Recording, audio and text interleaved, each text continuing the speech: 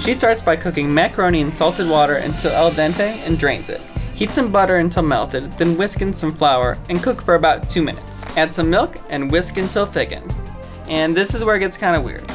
You're gonna chop up some American cheese and add it straight to the sauce. Then add some shredded cheddar, still until melted, add paprika and egg yolk, and whisk even more. Add the pasta back in and stir it so it coats. Grab a mini muffin pan, brush with butter, and sprinkle with some Parmesan cheese. Spoon the prepared mac and cheese into it, top with even more Parmesan, and you're gonna bake these until sizzling. Pop them out, and these little guys are done. It looks like I could take this down in one bite. Mac and cupcake, I like this one. Presentation-wise, like, okay, yeah, it's cute, but I feel bamboozled with the amount I'm getting. This one's all right. You got a good macaroni to cheese ratio. If I went to the grocery store and I walked by one of the little machines with the toys in it, and one of the toys was the plastic mac and cheese toy that I could get for 25 cents, that's what I'm chewing up right now. We have Kylie Jenner. Kylie starts by melting a very generous amount of butter in the pan, then she drops 2 slices of sourdough in and adds a couple slices of American cheese and seasons it up with some salt and pepper for extra flavor. Then she combines the 2 pieces, making sure the cheese gets gooey and starts oozing out, and then she slices it up, serves it up with some hot sauce and some hot Cheetos, and that's Kylie Jenner's grilled cheese. I feel like this grilled cheese looks like the most common one that I see. This looks closest to probably what I would make at home, so I'm gonna give it a try. I like that it's very buttery and crispy on the outside, and I just got like a hit of spice, which I think is from the hot sauce, and I don't normally put salt and pepper in my grilled cheese, but it's pretty good. Also, this is sourdough bread, which I think is perfect for grilled cheese because it's like chewy and it holds up. There's like some bite to it. It doesn't just like soak up all the butter. Yeah, this combination totally works. First, I'm gonna measure out the ingredients. We got a ½ teaspoon of pumpkin pie spice. It's already smelling like fall. Pumpkin puree. 1 tablespoon of the pumpkin puree. A little extra for good luck. All right, starting to smell a little gross. 1 teaspoon of organic maple syrup. I got both types of almond milk. Because we're using maple syrup, I'm guessing unsweetened, so that's what we're gonna try first. All right, 1 cup of almond milk. Woo! And finally, 2 teaspoons of vanilla extract. 1 teaspoon, 2 teaspoons, and some spill. When a tasty producer does this, this stuff doesn't happen. But I'm just being real. I'm a messy bitch, and I'm real. Courtney didn't include it on the steps, but if you spill something, you should clean it up. Heat the almond milk in a small pot over low heat. So that's what this is. I'm just gonna pour it in. I did get this fun spoon, so I guess maybe you stir. No. Okay, it doesn't say stir.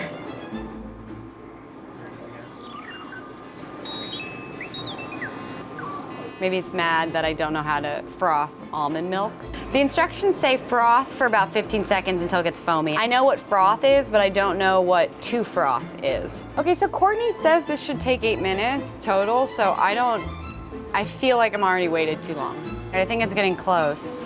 All right, so we're gonna get the 2 shots of espresso, which BuzzFeed's providing. Espresso. Wait. Double espresso 1. Oh my God, wait. Magic happened while we were gone. It's like oh no, it's, wait. It looks like it's curdling. So should I try this again? I'm gonna get rid of this because it's curdled almond milk. Apparently it's supposed to take 3 minutes. Okay, well all right, I did something wrong. I'm gonna assume it wasn't me, it was the fact that I used unsweetened, and we're gonna try again with sweetened. 1 cup. We don't want the milk to be hot, we want it to be warm, so. Well, it says if you get a whisk, you can whisk it vigorously by hand. Oh, okay, good. They definitely have a whisk. I'm still doing what Courtney's telling me to do with the heating in the pot on the low heat, but I'm also gonna add a vigorous whisk. I'm already seeing bubbles, so I feel already way better. I think the bubbles are a little soapy and they need to be more micro, so maybe a little more vigorous.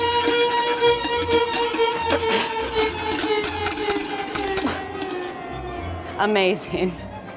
Now we're on to step 2, and I'm so proud. We're gonna be combining the 2 shots of espresso with the pumpkin pie spice, the puree, the vanilla extract, and the maple syrup. Step 3, we add these together in a blender. We're pouring into a mug, and we're gonna top with the frothed milk. We just garnish with a little pumpkin pie spice. It says serve immediately, so I'm gonna do it.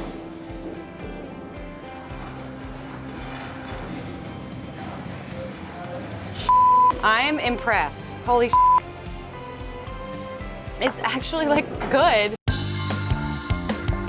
Next up is a recipe by Kourtney Kardashian. She starts by combining melted coconut oil, palm sugar, vanilla extract, and pumpkin puree, and mixing it up until smooth. Takes a good bit of mixing just to get that melted coconut oil completely incorporated. Set that aside, and in another bowl, combine flour, baking soda, baking powder, cinnamon, nutmeg, and salt, and mix that all together so it's nice and evenly distributed.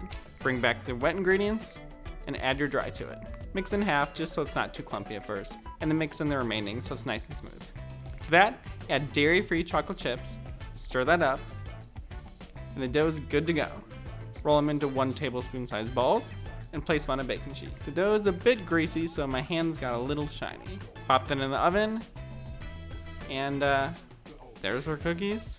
Oh, this looks like a little nugget. Is now the right time to tell you that I'm allergic to this, whatever this is? I'm allergic to it. This is like the dome peanut butter cookie I was talking about. It smells like cinnamon, like. I mean, this feels to me like it's not a cookie. Like this feels like it's like a salad trying to be a cookie. There's not a lot of chocolate, but that's fine for me. Right off the bat, I smell cinnamon. This might be an oatmeal cookie, which is even more disturbing than the actual shape of it. It tastes healthy. It tastes weird. I'm gonna take a bite. Wow, this is awful. I don't know what's in this cookie. I'm a little scared. Is this everything that was left over that you just put into a bowl and made cookies out of? Like, was that what this was? If you want a cookie, then like this is not the one who's gonna win your heart. I feel like there's like a vegetable in here. If this is what your idea is for a chocolate chip cookie, just don't bother. Like, why? Just eat like a celery stick or something.